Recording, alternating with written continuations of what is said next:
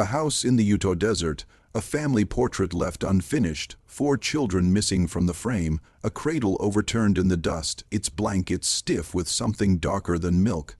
The date, 1878. The town of Fairmont Springs claimed it was an act of God, but the state archive records say otherwise. This wasn't an act of God, it was an act of blood.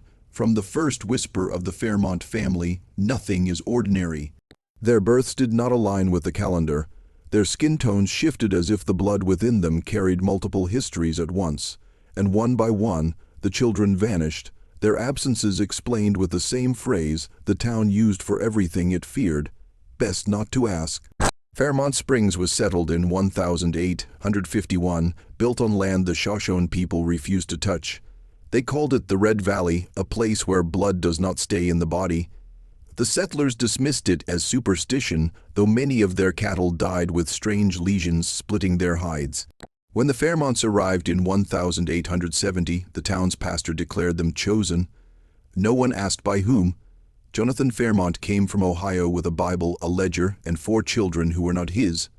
His wife, Eleanor, never spoke above a whisper, her hands perpetually shaking. The children, Thomas, Ruth, Mary, and Elias, were described in early accounts as unlike any others. Their eyes never matched, their voices never quite fit their ages. The midwives who inspected them noted their veins ran too close to the skin and that their pulses sometimes stopped altogether. In December of 1871, Ruth Fairmont collapsed during Sunday service. Witnesses claimed her body shook violently, but her eyes were fixed, unblinking, as if staring through the rafters into something no one else could see. When the doctor arrived, she was declared dead. But 3 days later, Ruth was seen at the family home. She did not speak, she did not eat, and her skin had grown so pale it reflected the firelight. The Fairmont children were educated apart from others. The town teacher recorded in her journal that they could recite entire psalms backwards word perfect, without hesitation, but when asked to read aloud from a standard text, their voices fractured, slipping into sounds she called tongues of bone. Parents pulled their children from the school. Soon, the Fairmont children were no longer seen in daylight. The town women began speaking of Eleanor Fairmont in hushed tones. They claimed she was not Jonathan's wife, but a ward he had acquired from an orphanage in New York, an institution shut down after 20 unexplained child deaths. Some claimed she was not capable of bearing children at all. If true, then who, or what, were the Fairmont children? Miners reported symbols carved into the canyon walls, circles within circles, lines like veins splitting into tributaries. At first dismissed as native markings, they were later found behind the Fairmont house, etched into the wooden beams. One night, the miners followed torchlight into the desert. They swore they saw the Fairmont children walking barefoot in the snow, leaving no footprints. Pastor Whitlock defended the Fairmonts at every turn, insisting their oddities were proof of divine blessing. He read aloud from Revelation, pointing to passages about the children of fire, who would arrive before the end of days. When asked why these children were never baptized, he grew silent, his face tightening with fear. By 1874, 4 town children had gone missing. They were last seen near the Fairmont property. Mothers whispered that their cradles had been found empty, just as the Fairmont cradle had been. Yet no charges were ever brought. Sheriff Harlan later confessed on his deathbed that he had been ordered to bury reports linking the family to the vanishings. Jonathan Fairmont's ledger survives in fragments found in the Salt Lake archives. In it are lists of names, not of his own family, but of townspeople. Next to each name is a symbol, a spiral, a cross, or a circle. 3 names were crossed out entirely, their dates aligning perfectly with the missing children. By 1875, Eleanor was seen wandering town barefoot, muttering about bloodlines that never end. Witnesses said she carried a small bundle, swaddled as if it were a child, though no infant cries were heard. When townspeople asked what she held, she replied, "What you threw away." In the spring of 1876, townsfolk demanded the Fairmonts leave. Jonathan stood in the church and declared, "You cannot drive out what is already inside you."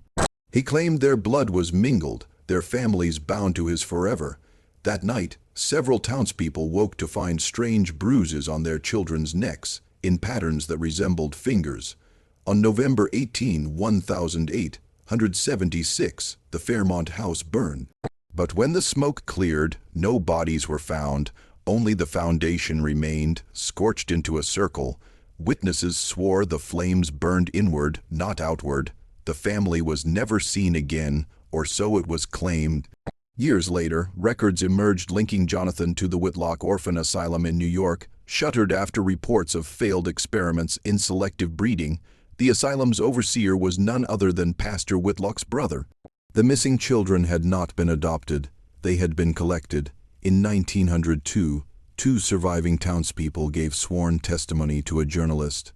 They claimed the Fairmont children had been born already dead, their lives borrowed from others. They insisted the family had not perished in the fire, but had simply moved beneath the ground. Declassified reports suggest federal agents visited Fairmont Springs in 1911.